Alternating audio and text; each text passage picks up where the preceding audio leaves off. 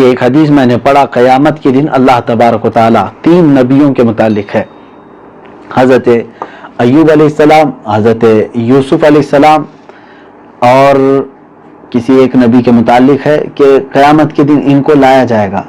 تو جتنے لوگ قید میں تھے، جتنے لوگ قیدی رہے، غلام بن کر رہے، اور اگر وہ اپنے رب کے حضور عبادت نہیں کیے تو یوسف علیہ السلام کو اللہ تعالیٰ سامنے لا کر ان کے خلاف حجت بنائے گا، میں نے اپنے قریبی نبی کو، چہیتے نبی کو جیل میں 7 نہیں 14 سال تک رکھوایا، اور اس میرے بندے نے، اس نبی نے وہاں پر بھی اپنی عبادتیں قائم کی، تمہیں کیا ہوا تھا؟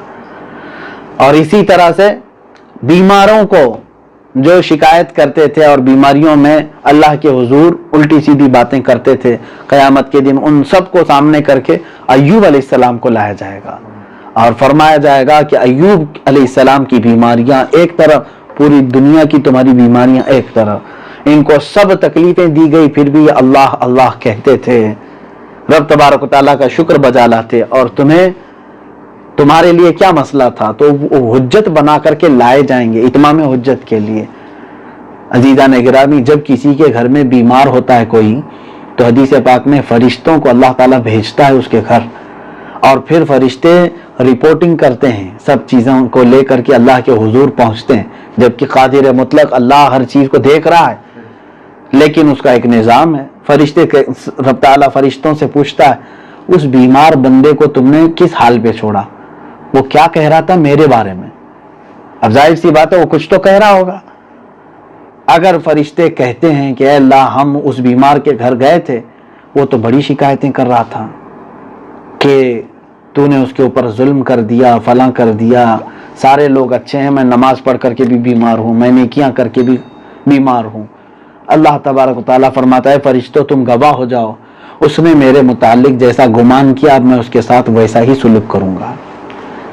اور کسی گھر سے فرشتے جاتے ہیں اور کہتے ہیں اے مولا وہ بستر پر لیٹا تھا لیکن تسبیح بیان کر رہا تھا، تیرا شکر بجا لا رہا تھا، اور یہ کہہ رہا تھا میرے گناہ میری بیماری سے بھی زیادہ ہیں، لیکن مولا کا فضل ہے کہ کم بیماریاں مجھے دیا ہے۔ رب تعالیٰ فرماتا ہے فرشتوں تم گواہ ہو جاؤ، اب میں اس کو اس کے بدن میں موجود خون سے بہتر خون دوں گا، اس کے جسم میں موجود گوشت سے بہتر گوشت دوں گا، اور پہلے جو اس کی زندگی تھی اس سے بہتر زندگی اسے عطا کروں گا۔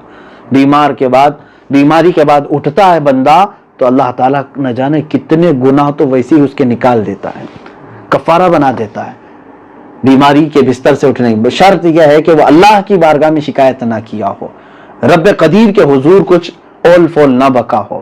یہ ہماری آزمائش کا وقت آتا ہے، جب کبھی بیماری آئے تو سب سے پہلی چیز یہ ہے کہ اپنے گناہوں کی طرف دیکھ لینا۔ اگر ہم کاؤنٹ کریں تو ہمارے گناہ بہت زیادہ ہوتے ہیں اور مصیبت بہت کم ہے، تو اسی وقت یاد کر لینا کہ اے مولا میرے گناہوں کے اعتبار سے اگر مصیبتیں آتی تو روزانہ ایک نئی نئی بیماری آنا چاہیے تھا۔ میرے آنکھوں کے گناہ کی وجہ سے ایک بیماری آتی، ہاتھوں کے گناہ کی بنیاد پر ایک الگ بیماری آتی، اور میں نے جو حرام کھایا لقمے معاذ اللہ رب العالمین اس کے متعلق الگ بیماری آتی، جہاں چل کر کے گیا اس کے بارے میں ہر عضو کے متعلق ایک ایک الگ بیماری آتی۔ لیکن اللہ تبارک و تعالیٰ نے اس طرح سے تمہارے اوپر ایک ساتھ کئی بیماریاں نہیں نازل فرمائی، کبھی کبھار صحت تو زیادہ دن رہتی ہے، بیماری کم آتی ہے، تو اس کو جیسے ہی یاد کرو گے تمہاری بیماری ہلکی لگنے لگ جائے گی، ہلکی لگے گی۔ ہمیشہ یوں عرض کرو کہ اے قادر مطلق مجھے تو صحت کے ایام زیادہ رکھا ہے، بیماری کے ایام کم ہے، تیرا پھر بھی شکر ہے مولا، کیونکہ اس کی کائنات ہے، اس کی دنیا ہے، وہ جیسا چاہے تمہیں رکھے۔ اور اللہ تبارک و تعالیٰ کو شکر کرنے والے بندے بہت پسند ہیں۔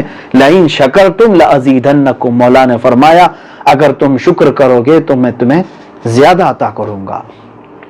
آخری بات یہ ہے، رسول کریم صلی اللہ علیہ وسلم کی حدیث پاک میں بنی اسرائیل کے وہ 3 لوگ جن کو اللہ تعالیٰ نے آزمائش میں رکھا، ایک اندھا، ایک کوڑھی، ایک برس کی بیماری والا، ایک گنجا جو بال بالکل نہیں تھے، 3 لوگ تھے، برس کی بیماری والا، ایک اندھا اور ایک گنجا۔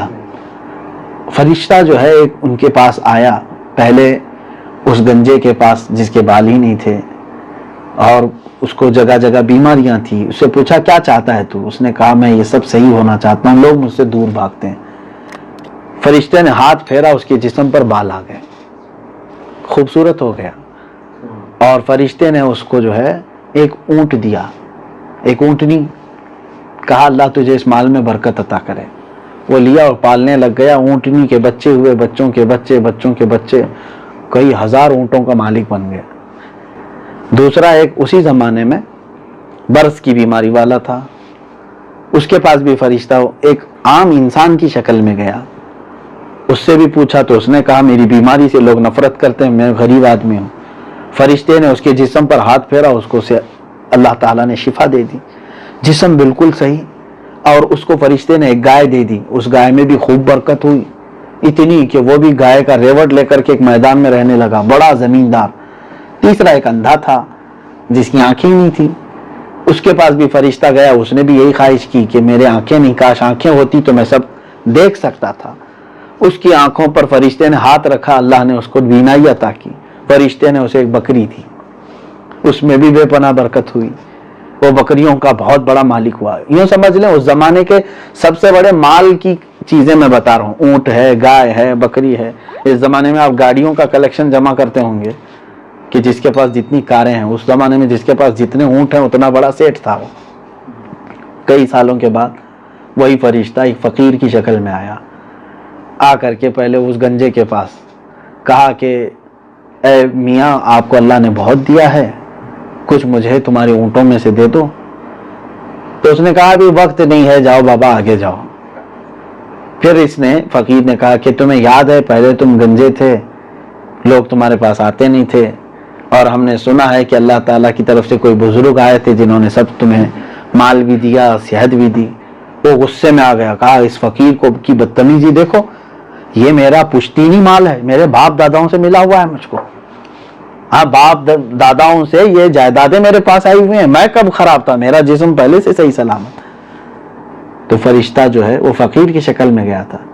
وہاں سے نکلتے ہوئے اس نے کہا اگر تو اپنی بات میں سچا ہے تو ٹھیک ہے, میں اللہ کی بارگاہ میں کہتا ہوں کہ مولا یہ جیسا تھا پہلے ویسی کر دے. ترنت اسی وقت اس کے جسم کے پورے بال جھڑ گئے, جیسا تھا ویسی ہو گیا.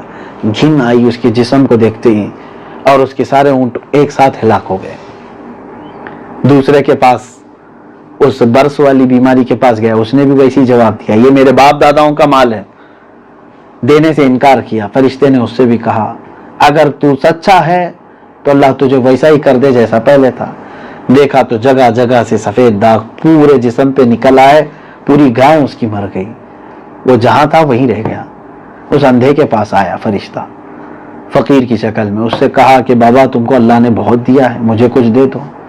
کیا تمہیں یاد ہے تم پہلے نابینا تھے اور تمہیں کسی ایک بزرگ نے اپنا ہاتھ رکھ کر کے آنکھیں دی, تو اپنی کرسی سے اتر آیا, کہا کہ اے بندے تو سچ کہہ رہا ہے, میں نابینا تھا, مجھے لوگ نہیں ملتے تھے, نہ جانے کہاں سے ایک شخص آیا, اس نے اپنا ہاتھ رکھا, میری آنکھیں صحیح ہوئی. اللہ کا بڑا فضل و کرم احسان ہے. اور حقیقت میں تو کہہ رہا ہے کہ میرے پاس مال بھی نہیں تھا, آج بکریوں کا ایک بڑا ریوڑ ہے. اے بندے تجھے اگر میرا پرانا وقت یاد آیا ہے, تجھے معلوم ہے میرا پرانا وقت, تو تو نے مجھے اپنا پرانا وقت یاد دلایا. تجھے جو بکری چاہیے لے جا سکتا ہے, جو بکری تجھے چاہیے میرے ریوڑ میں سے تو لے جا سکتا ہے. اس فرشتے نے کہا تو امتحان میں کامیاب ہے, تو امتحان میں کامیاب ہے. نہ مجھے بکریوں کی حاجت ہے نہ ہی مال کی حاجت ہے, میں اللہ کی طرف سے آیا ہوا فرشتہ ہوں.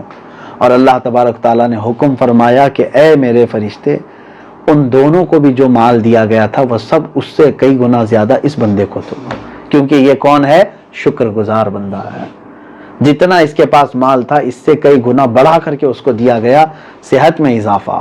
لئن شکرتم لازیدنکم, اگر تم شکر کرو گے تو اللہ فرماتا ہے میں زیادہ دوں گا. شکایت کرنا چھوڑ دو.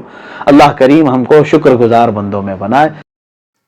میرے پیارے آقا صلی اللہ تعالیٰ علیہ وسلم کے پیارے دیوانوں, امید ہے آپ کو یہ بیان پسند آیا ہوگا, تو ویڈیو کو لائک کریں اور اپنے دوستوں میں رشتہ داروں میں شیئر ضرور کریں تاکہ ان کے عمل میں اضافہ ہو سکے اور ثواب دار حاصل کر سکیں. اور اگر آپ ہمارے چینل پر نئے ہیں تو چینل کو سبسکرائب ضرور کر لیں اور آل کے بٹن پر کلک کر دیں تاکہ ہمارے آنے والی ویڈیو کا نوٹیفیکیشن آپ تک پہنچ سکے. تو ملتے ہیں اگلی ویڈیو میں. السلام علیکم ورحمۃ اللہ وبرکاتہ.